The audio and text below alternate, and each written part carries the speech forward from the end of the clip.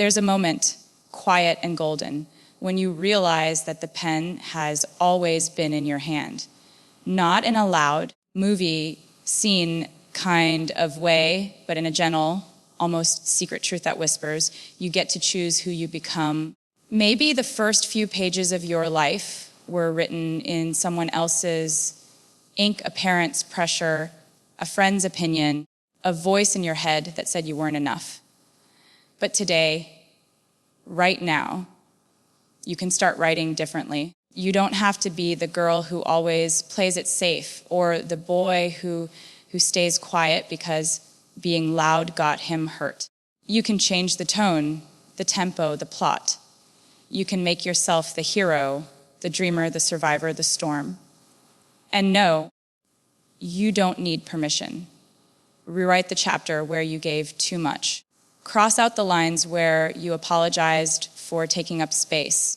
A paragraph where you said exactly what you felt and didn't shrink to fit. This mindset isn't about pretending everything's fine.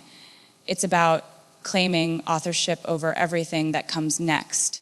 When you realize you are the one holding the pen, life stops happening to you and starts happening because of you. Wake up like the morning matters, not because it's extraordinary, but because you are. There's something quietly electric about pouring your coffee like it's a scene in a film, walking down the street. Like there's a soundtrack playing just for you, brushing your hair like it's the start of something beautiful. Romanticizing your life doesn't mean faking perfection. It means choosing to see meaning where others might miss it. It's lighting a candle just because, dancing in your room like the Mirror's your biggest fan album, which was called Fearless, wearing the outfit that makes you feel like art even if you're just going to the grocery store. It's believing that small moments are worth slowing down for, that waiting at a red light is a pause in your plot, not a waste of your time, that heartbreak isn't the end. It's a scene that builds your depth, your fire, your edge. When you romanticize your life, you're not chasing some fantasy. You're deciding that this moment, exactly as it is, has magic, even the messy parts, especially the messy parts. You stop waiting for something big to happen. Was called Fearless, and you start making everyday moments feel like they were written with you in mind. There are cracks in your heart that light slips through. Ache you carry. The one no one sees isn't just a scar. It's a sign you survived. Has a way of folding itself into silence, of making you believe it owns you. But here's what no one tells you can be fuel. Not the kind that burns you out, but the kind that sets something wild and bright inside you on fire.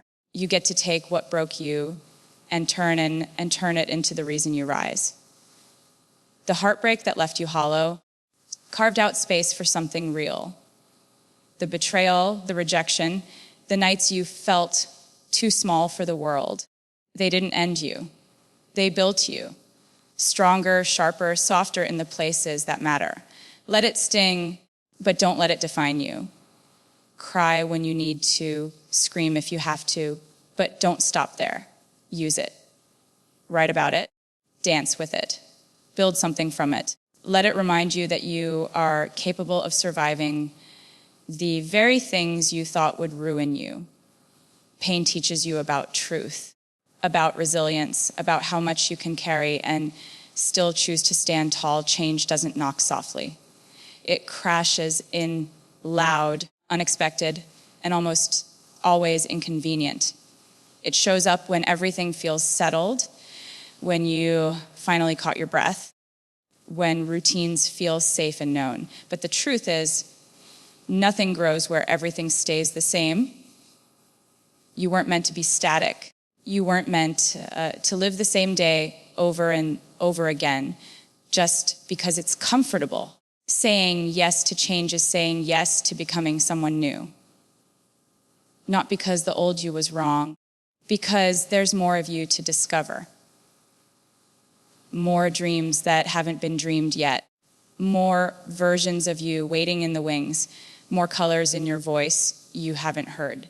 Change is messy. Asks you to leave behind people who no longer feel like home, to outgrow habits that once protected you, to take risks that might make you fall before you ever learn to fly. But in that mess is movement, a real unstoppable becoming, the kind that pulls you closer to who you're meant to be. Say yes to the city you're scared to move to. Say yes to the idea that keeps you up at night. Say yes to feeling lost for a while if it means you're finding something real. There's a quiet knowing inside you, even when the world tries to drown it out. A feeling that you were meant for something bigger, not louder, not more glamorous, but deeper, more meaningful. It's in the way your heart tugs toward things others overlook, the way you keep showing up even when no one claps, even when it feels like no one sees you. That isn't delusion. That's vision. That's intuition whispering that there's more to your story than what's happened so far. You weren't born to play small, to dim your light, just so others won't feel uncomfortable. You weren't meant to settle for fine, to explain away your dreams as too much or someday.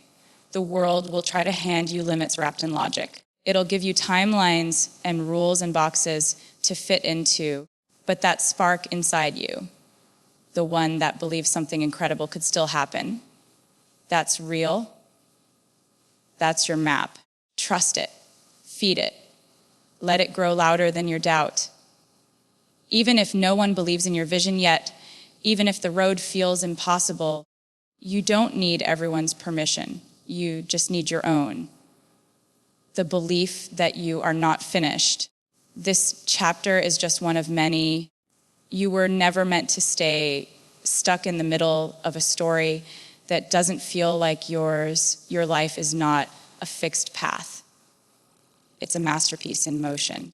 Every moment you choose to hold the pen, to find beauty in the details, to rise from pain, to step boldly into the unknown, to believe that something greater is waiting, you shift the course of your story.